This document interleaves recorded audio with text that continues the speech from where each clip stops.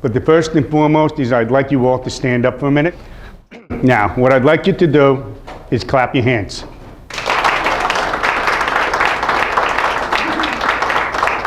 Thank you for the standing ovation. I never get one. It's no longer about being disabled, but rather being differently able. And in high school, I got bullied a lot, which is today's word, is bullied. I got picked on a lot back then. I got pushed in the hallways. I had the kids who thought they were so hot and so hoods in those days. They would take me, pin me up against the wall. They'd try to pick a fight with me. And mostly because I didn't know at that time as well that I was walking into people all the time, bumping into them, so they thought I was trying to pick a fight with them. After a year of college, I got a job offer to work in Atlanta, Georgia at the Playboy Club. And that's when I found out I was going blind.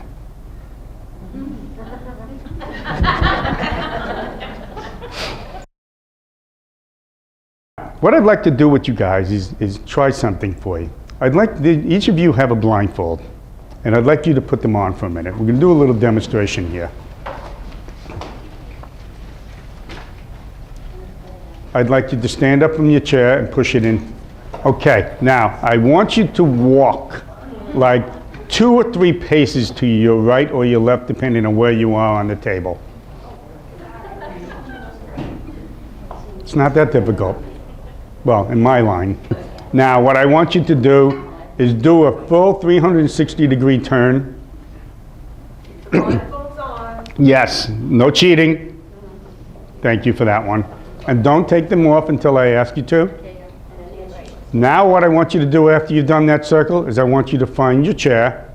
Just stand in the back of it.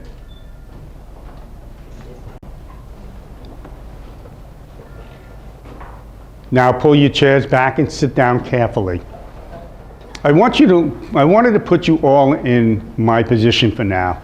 And what I'd like you to do for a minute while you're sitting there with the blindfolds on is I want you to imagine a life without vision. I want you to imagine what it would be like if you had no vision at all and no hearing. What would it be like if it was quiet and you couldn't hear too much of anybody talking? What would that world be like to you? What challenges do you think you would face in your everyday life? How will you overcome those obstacles? What will you do in your life to make changes so that you can be a productive member of society? I'd like you to remember that vision loss is not life-threatening, simply life-altering. Just recently, on a vacation, I did 14 platforms of a zip lining. That was cool. The only problem is I couldn't see anything. But it didn't bother me. It was the thrill of doing it. And you're talking about being, what, 700, 800 feet, 1,000 feet above the jungle? I mean, the guy actually let me, I had to go with a guide because I didn't know where the platforms were, but he did let me do 3 of them by myself, and that was such an awesome feeling that one cannot imagine. It's just one of those things that you do to prove to yourself that you can do anything if you put your mind to it. It's that simple. See, you don't know how you touch people's lives. You don't know the impact that you really make. Sometimes you hear it, sometimes you don't. It doesn't matter what you do in life. It doesn't matter if you're the local garbage man or the paper route guy. It doesn't matter if all you do is hold the door open for somebody, whether they say thank you or not.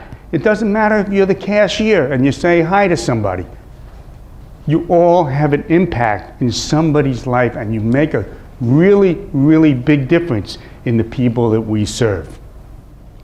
Do I see life as a challenge? Sure, because everybody has challenges. But I don't look at myself as a person with a disability. I look at myself as a person that can do anything because I put my mind to it. And this is the key. Don't limit yourself.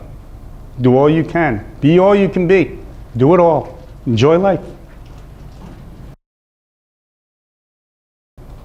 My message to you is simple.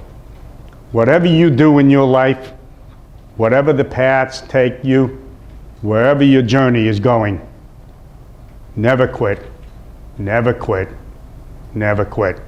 Thank you for allowing me to be here today.